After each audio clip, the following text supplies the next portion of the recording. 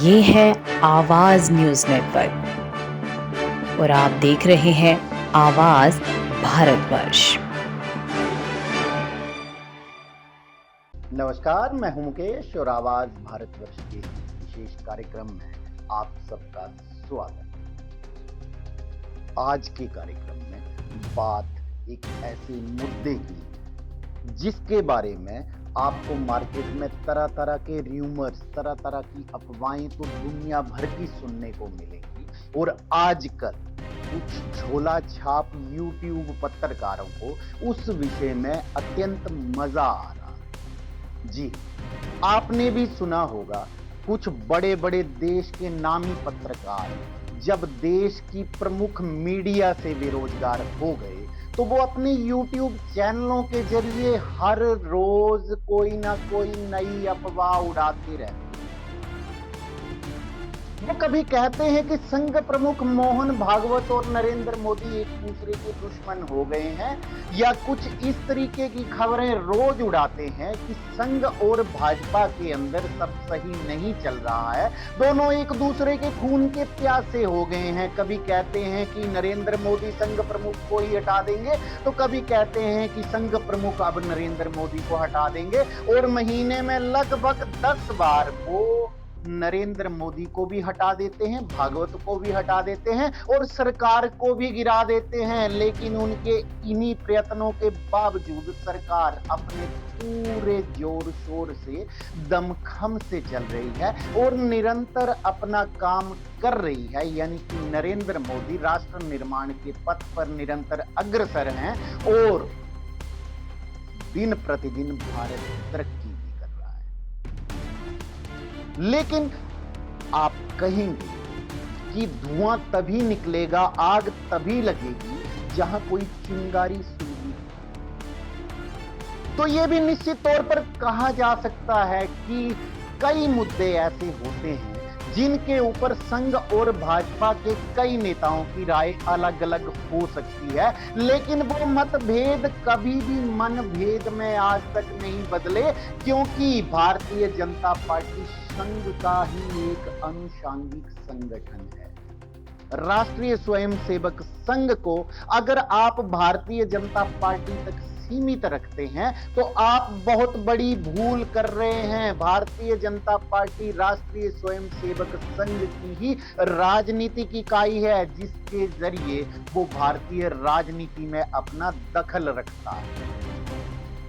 और अब राष्ट्रीय स्वयंसेवक संघ जिन लक्ष्यों को निर्धारित करके आगे बढ़ रहा है, उन लक्ष्यों को पूरा करने के लिए प्रधानमंत्री नरेंद्र मोदी एक मील का पत्थर हैं। यानी कि प्रधानमंत्री नरेंद्र मोदी की भी संघ को इतनी ही आवश्यकता है जितनी संघ की प्रधानमंत्री नरेंद्र मोदी को। और एक फिल्म का डायलॉग है ना कि तुम ही तुम हो तो क्या तुम हो, हम ही हम हैं तो क्या हम हैं, ये बिल्कुल सटीक बैठता है राष्ट्रीय स्वयंसेवक और भाजपा के ऊपर कि भाजपा राष्ट्रीय स्वयंसेवक संघ के बगैर अगर कोई कल्पना भी करना चाहे तो संभव नहीं है। वहीं राष्ट्रीय स्वयंसेवक संघ को पीछे से शक्ति प्रदान करने वाला संगठन भारतीय जनता पार्टी ही है। और आपको भी मालूम होगा, इसके लिए हमें कोई ज्यादा दूर जाने की आवश्यकता नहीं है। जब तक नरेंद्र मोदी सरकार सत्ता में नहीं थी तब तक संघ और संघ से जुड़े राष्ट्रीय स्वयंसेवक संघ से जुड़े हुए जितने भी स्वयंसेवक थे उनके हालात क्या थे, या यूं इससे भी थोड़ा दूर अगर मैं फ्लैशबैक में लेके चलूं तो सन 2001 में जब तक नरेंद्र मोदी गुजरात के मुख्यमंत्री नहीं बने थे तब तक अगर आपका संघ और भाजपा से कोई ताल्लुक रहा है तो आप पाएंगे उस वक्त के संघ के स्वयंसेवक की स्थिति क्या थी और आज के संघ के स्वयंसेवक की स्थिति क्या है, ये हमको नहीं भूलना चाहिए। उस वक्त का स्वयंसेवक संघ लोकल बसों में और लोकल ट्रेनों में धक्के खाता हुआ अपने काम को अंजाम देने के लिए, अपने मिशन की लक्ष्य की प्राप्ति के लिए पूरे देश में भटकता था। वहीं आज के संघी आपको फ्लाइट में घूमने वाले दिखेंगे, इसमें किसी को बुरा मानने की आवश्यकता नहीं है। हर किसी को तरक्की का हक है, क्योंकि लक्ष्य जो निर्धारित होते हैं उनकी प्राप्ति ही संघ और भाजपा में दोनों का एकमात्र लक्ष्य है। तो अगर स्वयं सेवक कोई अगर ट्रेन में जाता है या प्लेन में जाता है तो उसमें कुछ भी बुरा नहीं है, लेकिन ये आर्थिक शक्ति संघ को किसके द्वारा प्राप्त हुई ये बात भी संघ को नहीं भूलनी चाहिए, नहीं तो संघ कभी भूलता है।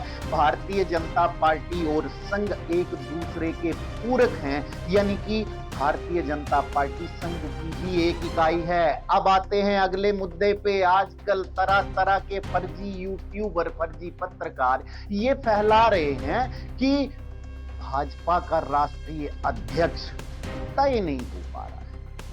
तो हम यहां आए हैं आपको फिर से अंदर की खबर देने कि भारतीय जनता पार्टी और संघ के बीच में भारतीय जनता पार्टी के नए राष्ट्रीय अध्यक्ष को लेकर के कोई अंतर विरोध नहीं है, कोई अंतर द्वंद्व नहीं है, कोई अंतर कला नहीं है, बल्कि भारतीय जनता पार्टी और राष्ट्रीय स्वयंसेवक संघ एक बड़े मिशन को लेकर तैयारी कर रहे हैं और संगठन और सरकार के पुनर्निर्माण, मेरे शब्दों पे ध्यान दीजिएगा, संगठन और सरकार के पुनर्निर्माण पे संघ और भाजपा अंदर ही अंदर काम कर रहे हैं। हमारे अगर सूत्रों की माने, राजनीतिक पंडितों की माने, जो संघ और भाजपा को निरंतर अभ्यास कर रहे हैं, स्टडी कर रहे हैं जिनके ऊपर, और निरंतर निगरानी भी करते हैं उनकी गतिविधियों पर कि किस चीज का क्या मतलब होगा, क्योंकि संघ और भाजपा दोनों संकेतों की राजनीति करते हैं।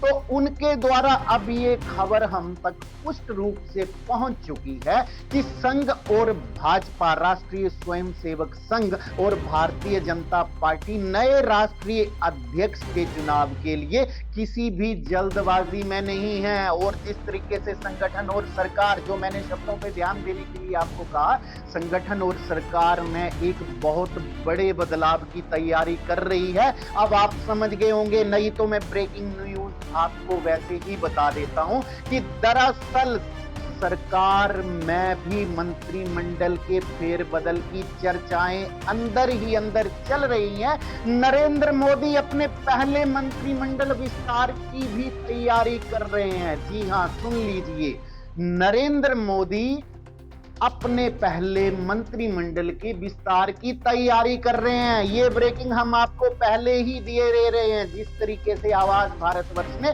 सबसे पहले आपको कहा था योगी मंत्रिमंडल में फेरबदल होगा, विस्तार होगा, सबसे पहले हमने ही आपको कहा था। पंजाब के मुख्यमंत्री बनने की तैयारी अरविंद केजरीवाल कर रहे हैं, उनके क्रियाकलापों से, उस पर भी हम अलग से वो भी सबसे पहले हमने आपको कहा था। तो अब अगली ब्रेकिंग आवाज भारतवर्ष की तरफ से सुन लीजिए कि अप्रैल 20 तारीख तक ही भारतीय जनता पार्टी के राष्ट्रीय अध्यक्ष का चुनाव होगा, लेकिन मूल रूप से उसकी रूपरेखा राष्ट्रीय स्वयंसेवक संघ की अखिल भारतीय प्रतिनिधि सभा की बैठक में बनना शुरू हो जाएगी, जहां पर राष्ट्रीय स्वयंसेवक संघ की राजनीति इकाई के राष्ट्रीय अध्यक्ष श्री जगत प्रकाश नड्डा भी उस बैठक में शरीक होंगे। वहीं संगठन महामंत्री बीएल संतोष भी उस बैठक में जाएंगे और संघ के सामने पूरे एक साल का अगले लक्ष्यों की, जो उन्होंने जो काम किया है उसके ऊपर भी चर्चा करेंगे। वहीं अगले